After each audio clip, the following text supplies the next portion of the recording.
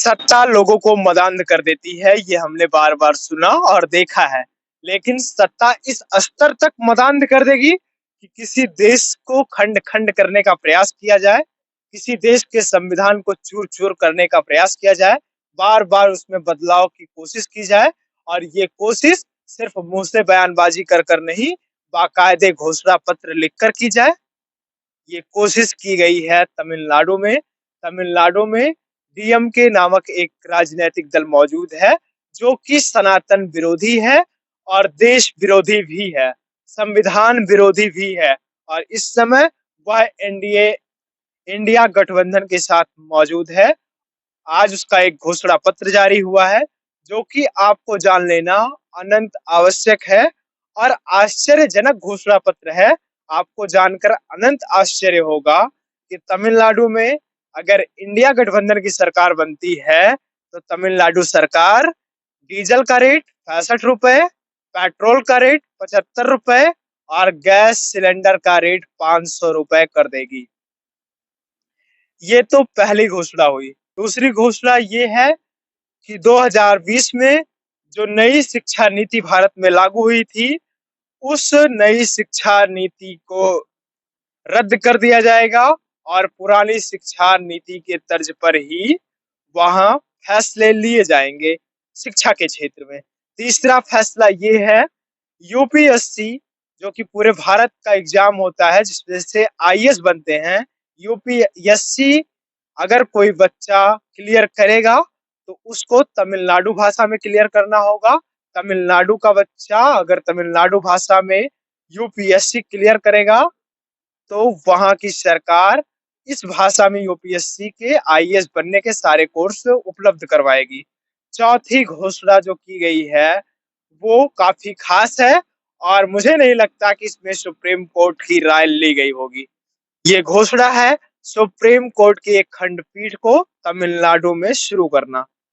पांचवी जो घोषणा की गई है डीएमके द्वारा, वो घोषणा है श्रीलंका से आए हुए तमाम शरणार्थियों को भारत देश की नागरिकता देना, यानी कि खास तौर पर तमिलनाडु की नागरिकता देना। छठवां और सबसे अहम जो बयान डीएमके द्वारा निकल कर आया है वो ये है, सीएए को तमिलनाडु में बैन कर दिया जाएगा अगर इंडिया गठबंधन की सरकार आएगी। सातवां जो बड़ा दावा किया गया है वो ये है कि देश में जिन जिन भाषाओं की महत्वाकांक्षा ज्यादा है, उन भाषाओं को हटाकर तमिलनाडु की जो निजी भाषा है तमिल, उसको वहां की राष्ट्रीय भाषा घोषित की जाएगी। आठवां जो फैसला घोषणा पत्र में दिया गया है वो ये है कि तमिलनाडु में जो वहां की सबसे प्रसिद्ध किताब है उसको वहां की राष्ट्रीय किताब घोषित की जाएगी। और इन कुछ अहम फैसलों को अपने मैनिफेस्टो में शामिल किया डीएमके, और इस आधार पर वो तमिलनाडु में चुनाव लड़ना चाहती है और इंडिया गठबंधन को जीत दिलवानी चाहती है। मुझे नहीं लगता कि डीएमके को कांग्रेस को अपने साथ सजो कर रखना चाहिए इस बयान के बाद, क्योंकि ये बयान संविधान, कांग्रेस की नीतियों और इंडिया गठबंधन की नीतियों से बिल्कुल अलग है और अफवाहपूर्ण है। क्या कांग्रेस इस बयान के लिए डीएमके से माफी मंगवाएगी? क्या सनातन धर्म की भावनाओं को जो आहत करने वाले ये राजनीतिक दल डीएमके मौजूद है तमिलनाडु में, उससे माफी मांगना चाहिए? सनातन धर्मी लोगों से उसको माफी मांगना चाहिए या नहीं मांगना चाहिए? इस प्रकार के अप्रत्याशित अमर्यादित बयानों का क्या अर्थ निकाला जाए? क्या चुनाव सनातन विरोध पर लड़ा जाएगा? क्या प्रभु श्री राम का मंदिर बन जाना इतना बड़ा मुद्दा है कि एक तमिलनाडु को एक अलग देश बनाने की नीति चल रही है, वो भी एक राजनीतिक दल द्वारा?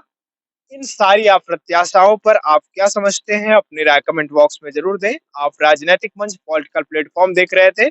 मैं हूं आपके साथ गौरव विनायक। धन्यवाद।